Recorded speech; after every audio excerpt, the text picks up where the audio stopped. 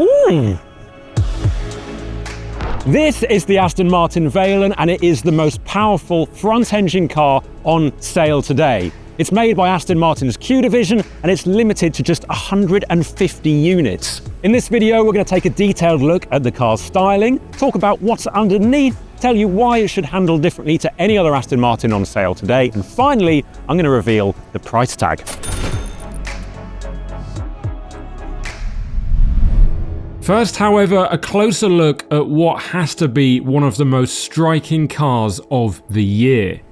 I mean, you saw my reaction to this car in the intro. I honestly had not seen it before today, and all I had to go on was the Aston Martin PR team telling me that it was pretty spectacular. And yeah, they're paid to say that, but you can tell the difference between them phoning it in and genuinely being enthusiastic, and it was very much the latter in this respect. Now, this car is, as I said, made by Aston Martin's Q division, and they've been responsible for the Valor, the Valiant, the DBR22, to name just a few. So it's always going to be pretty special.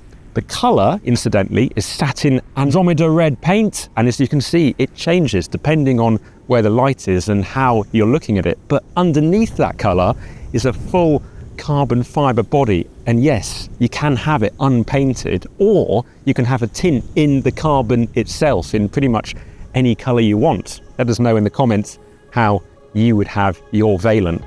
As for the rest of the styling, Aston Martin says the Valen is a significant departure from where it's gone before, and it's not wrong. For example, check out the deeply recessed slimline headlamps and angle of the radiator opening, or the single top vent on the bonnet with perforations on the trailing edge, or how about the far longer side strakes integrated into the vent and designed to extract air from the wheel arch.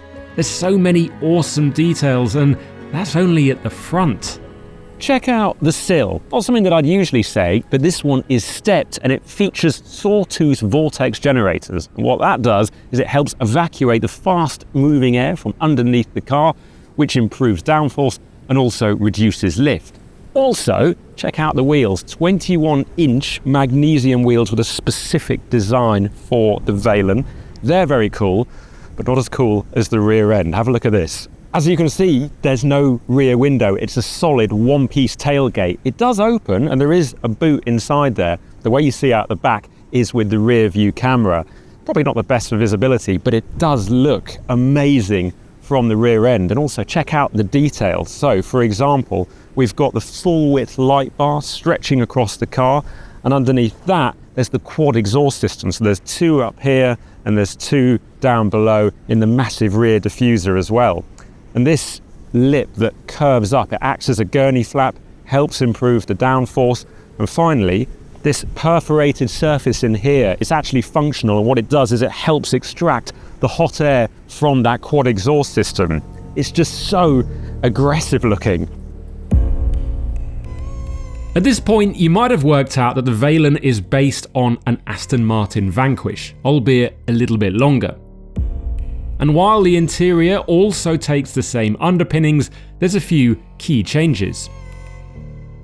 So Aston Martin wanted this car to represent lightweight in a visual form when you're sitting inside it. So that means we've got the angled switch panel from the Valhalla, we've got a slimmer center console, and there's also the option for some super lightweight carbon seats, but instead we've got the new sport seats in this particular car, and yeah, they might not be as light, but they are super comfy and they look pretty awesome.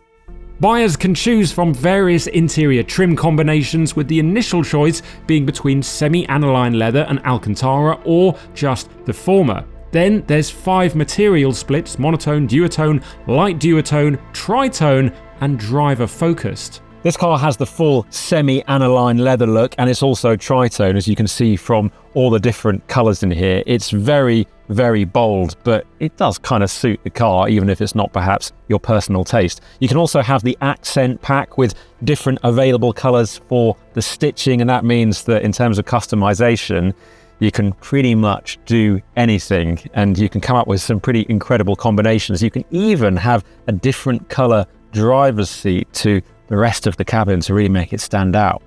Aston Martin has also been to town on the 3D printed elements, and sometimes, especially with a car that's this expensive, you might think that could ring some alarm bells, because 3D printing can come out one of two ways, but actually it looks really, really good. I mean, check out this center console design here. It's almost like a very intricate kind of skeletal design going all the way up to the screen, and we've also got it on the door cards too. It's also super tactile, and I find myself just touching it as I'm sitting here doing this video.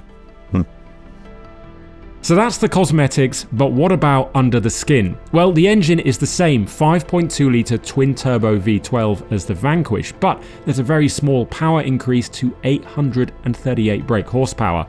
Torque and top speed are the same at 738 pounds-foot and 214 miles an hour respectively, but the 0 to 62 miles an hour time improves slightly to 3.1 seconds. I'd imagine because of the weight saving.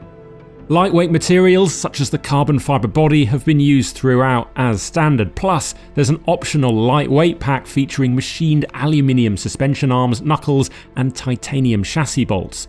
That alone saves nearly 17 kilograms, but all in, the total reduction over the Vanquish is up to 110 kilograms. Aston hasn't quoted a curb weight for the Valen, but expect it to be less than 1.8 tons.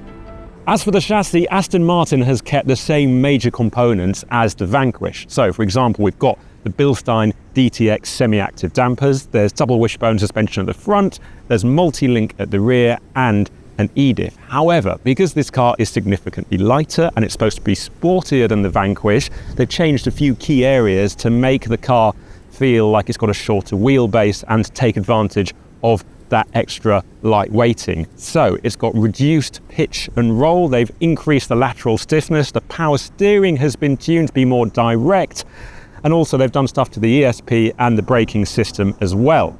It remains to be seen just how different it will be to a Vanquish, and we're going to have to wait a good few months to actually drive it ourselves, and crucially, to hear the new titanium exhaust system. Developed for the Valen, it features micro mufflers that, in theory, keep it legal without ruining the sound. And interestingly, the upper exhausts are always open, whereas the lower exhausts are valved depending on the drive mode. And Aston Martin reckons that's very similar in design to its mid-engined offerings. All that's left is the price tag. We haven't actually got an official figure from Aston Martin. They're obviously being a little bit cautious about releasing it, but we believe that it's going to be in the region of £1.5 million, which is about 5 times more than the Vanquish and several £100,000 more than the Valhalla. And that's a lot. But when it looks like this and it's limited to 150 units, then surely it's going to sell, right? I mean, let us know in the comments below. What would you have, this or a Valhalla? And change.